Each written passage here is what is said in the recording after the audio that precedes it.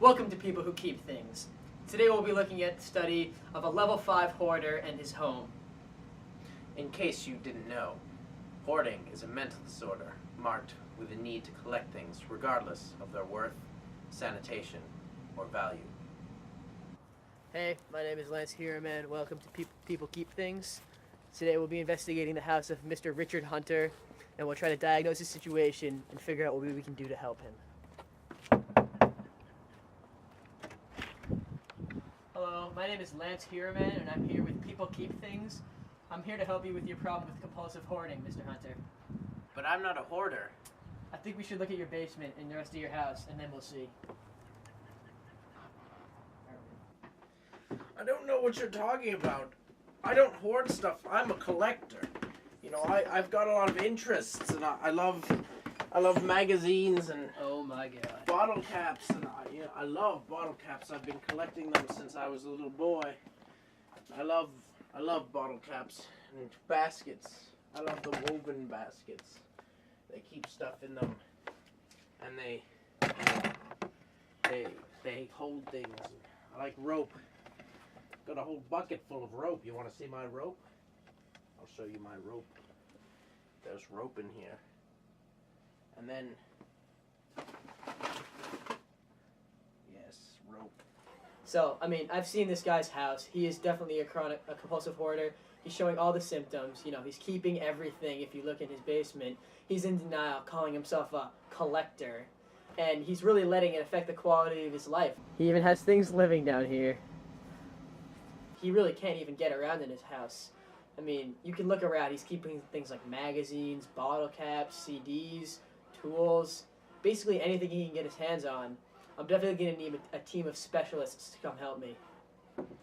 Compulsive hoarding is usually associated with OCD.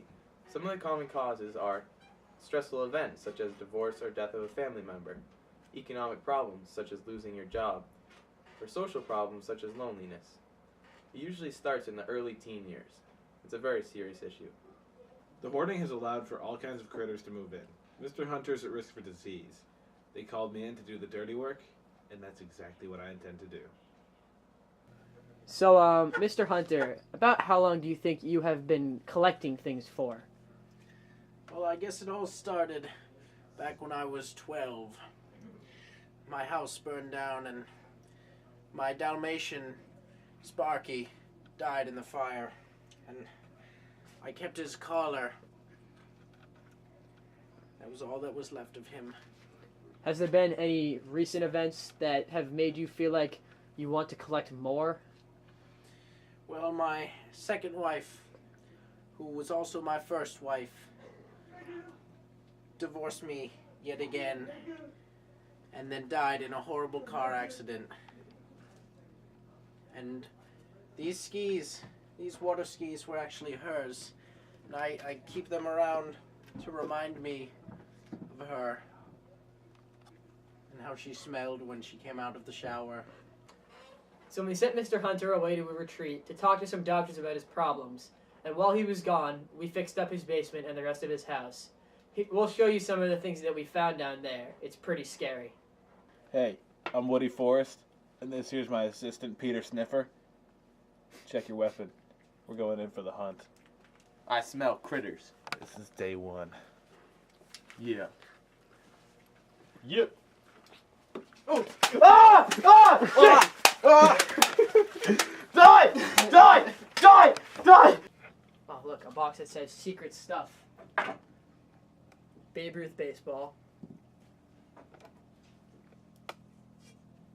Excalibur.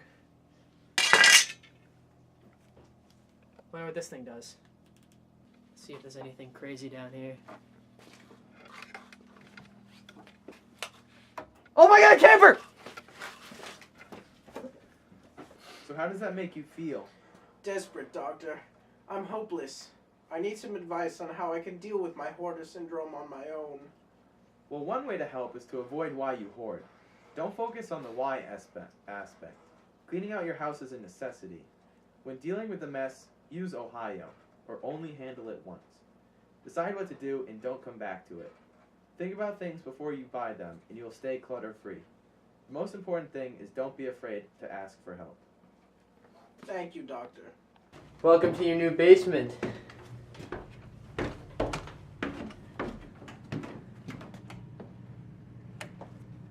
Oh my God.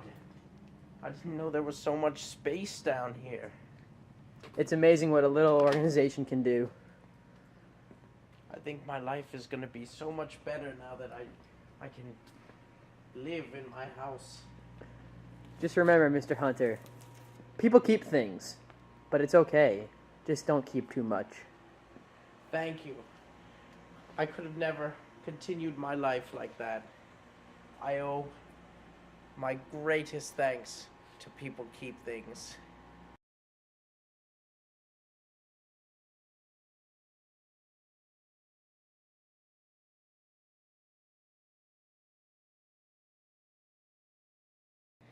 We're here with the daughter of a compulsive hoarder, Mrs. Birnbaum.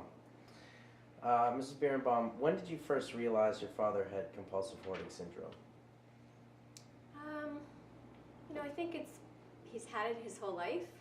I think I didn't realize it until maybe about 4 or 5 years ago, as I became aware of how much he wasn't willing to part with. And 2 years ago, his basement flooded, and suddenly the realization of how much was really down there hit me, and how much he was not willing to part with hit me. How has it affected your life?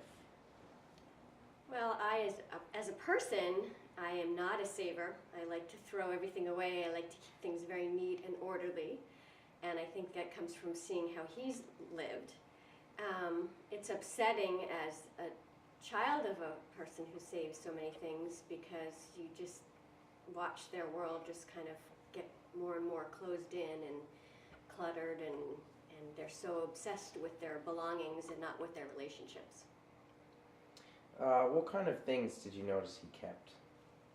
What didn't he keep? He's saved everything. He's saved magazines, pieces of old computer equipment.